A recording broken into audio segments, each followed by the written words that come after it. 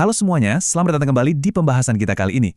Hari ini kita bakal langsung terjun dan membedah laporan keuangan terbaru dari salah satu raksasa perbankan kita, yaitu Bank Rakyat Indonesia atau yang akrab kita sebut BBRI, khusus untuk kuartal pertama tahun 2026.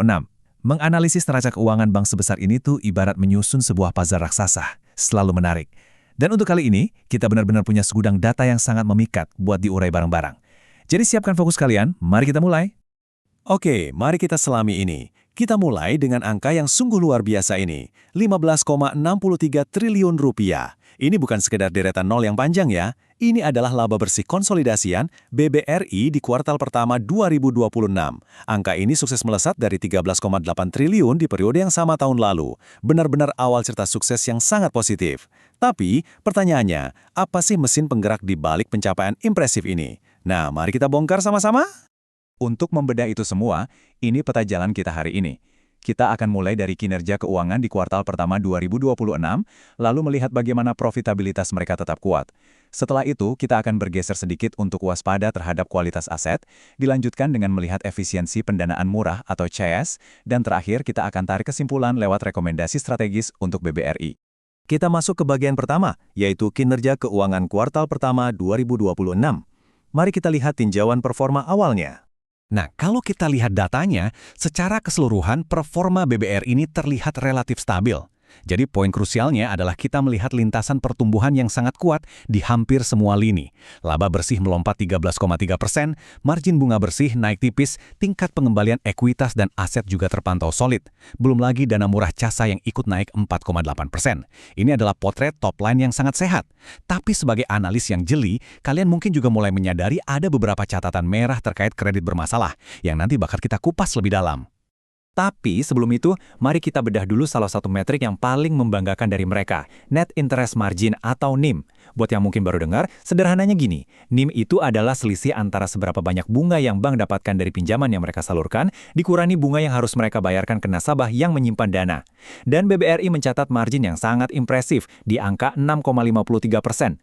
Coba bandingkan dengan rata-rata industri perbankan kita yang cuma ada di kisaran 4 hingga 5%. Kelihatan banget kan bedanya? Ini benar-benar membuktikan betapa kuatnya keunggulan kompetitif BBRI, apalagi karena mereka sangat fokus pada penyaluran kredit mikro yang memang marginnya jauh lebih tebal. Oke, kita lanjut ke bagian kedua, profitabilitas tetap kuat. Di sini kita bakal melihat seberapa efisiensi mereka mengelola modalnya. Dan ini mengilustrasikan dengan sangat cerdas betapa hebatnya pengelolaan modal mereka. Lihat tren naiknya. Return on equity atau ROE mereka naik menembus 15,47%. Di sektor perbankan, bisa nyentuh angka belasan persen saja itu udah bagus banget loh. Dan BBRI berhasil melampauinya. Lalu return on assets atau ROE mereka juga kokoh bertengger di angka 2,98%, mengalahkan rata-rata industri yang biasanya cuma matok sekitar 2,5%. Mereka ini kayaknya tahu persis ya, gimana caranya memaksimalkan setiap lembar rupiah yang mereka miliki. Melengkapi cerita kesuksesan di atas kertas tadi, BBRI juga terbukti mampu menjaga efisiensi biaya operasional terhadap pendapatan operasional atau metrik BOPO di sekitar 71%. Fakta ini semakin mengunci narasi positif kita hari ini. Bank ini nggak cuma jago mencari pendapatan dengan margin tinggi, tapi mereka juga luar biasa disiplin dalam mengendalikan biaya operasional sehari-hari. Benar-benar kombinasi yang pas. Sampai di sini, semuanya terdengar sangat sempurna, bukan? Tapi di dunia finansial yang dinamis, kita harus selalu kritis dan bertanya, apakah pertumbuhan sepesat ini benar-benar datang tanpa risiko sama sekali? Tentu saja tidak semudah itu. Dan disinilah kita mulai melihat dinamika sesungguhnya dari sebuah neraca keuangan. Memasuki bagian ketiga, waspada kualitas aset. Disinilah kita harus mulai berhati-hati dan melihat risiko apa yang sebenarnya bersembunyi di balik laba besar tadi. Sebelum kita masuk lebih dalam ke datanya, kita perlu samakan persepsi dulu soal apa itu CKPN, atau cadangan kerugian penurunan nilai. Biar gampang, bayangkan ini tuh seperti jaring pengaman buat pemain akrobat di sirkus. Ini adalah porsi dana wajib yang sengaja disisihkan oleh bank khusus untuk menutupi kerugian, kalau sewaktu-waktu nasabah mereka gagal membayar utang. Logikanya kan sederhana, semakin besar resiko yang diambil sang akrobat, seharusnya semakin tebal juga jaring pengamannya, betul. Namun, justru disinilah letak anomali yang harus benar-benar kita waspadai.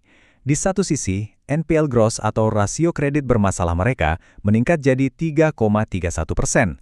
Angka ini cukup jauh di atas rata-rata industri yang ada di level 2,1%. Artinya apa? Jumlah pinjaman yang beresiko macet itu sedang naik. Tapi anehnya, di saat yang bersamaan, rasio jaring pengaman alias CKPN mereka justru turun menjadi 4,03% dari yang sebelumnya 4,44%. Risikonya naik, tapi perlindungan yang disiapkan justru menurun secara proporsional.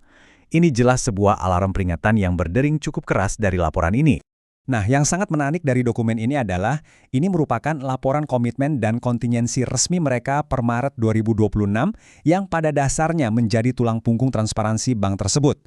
Disinilah tercatat semua rincian tagihan dan kewajiban komitmen yang belum ditarik.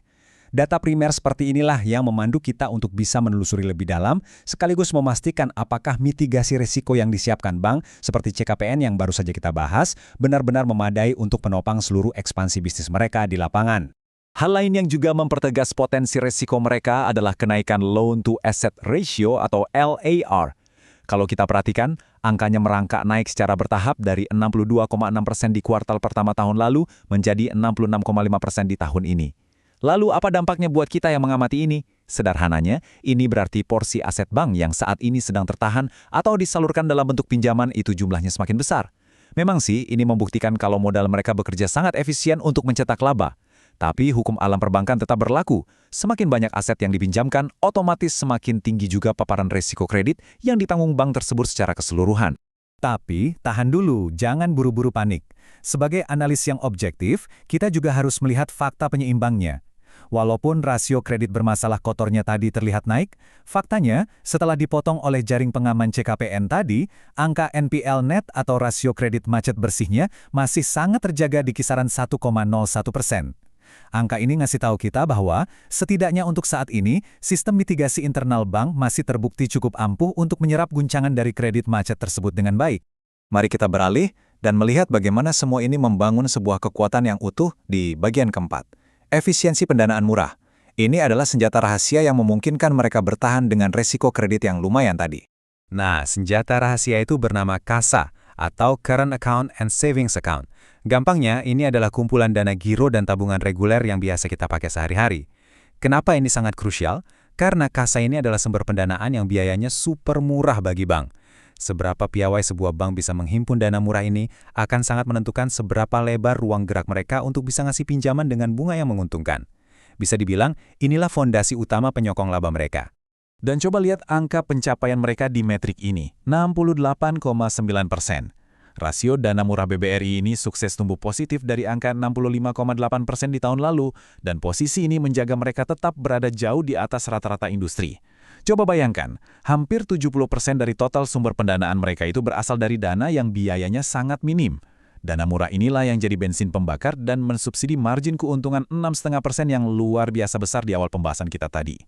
Kalau tanpa sokongan KASA yang sekuat ini, menanggung beban kredit bermasalah pasti akan terasa jauh lebih berat. Sekarang kita sampai di bagian kelima, yaitu rekomendasi strategis untuk BBRI. Berdasarkan semua data yang udah kita kupas, mari kita lihat langkah rasional apa yang sebaiknya diambil ke depan.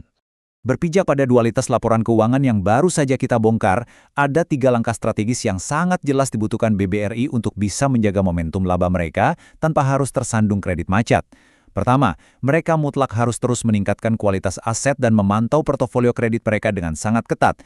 Kedua, mereka wajib memastikan bantalan keamanan atau CKPN tadi dijaga pada rasio yang proporsional dengan besaran risiko yang diambil. Dan yang ketiga, tentu saja, terus mengoptimalkan manuver pengumpulan dana murah CASA demi menyokong pertumbuhan bisnis mereka. Hal ini sangat sejalan dengan apa yang dikutip dari sumber laporan keuangan kita hari ini. BBRI sebaiknya memperkuat manajemen risiko kredit, serta menambah cadangan jika perlu, agar margin bunga tetap tinggi. Inti dari pernyataan ini sebenarnya sangat filosofis namun praktikal. Biaya kehati-hatian atau manajemen risiko yang proaktif itu adalah harga yang memang harus dibayar lunas demi meraup sebuah keuntungan jangka panjang yang stabil.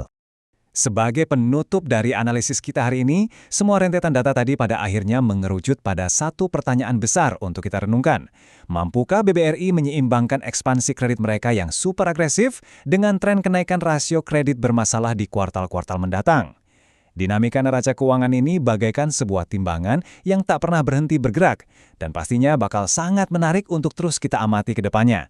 Terima kasih banyak sudah ikut mengupas tuntas data ini bareng saya, dan sampai jumpa di eksplorasi analisis kita yang berikutnya.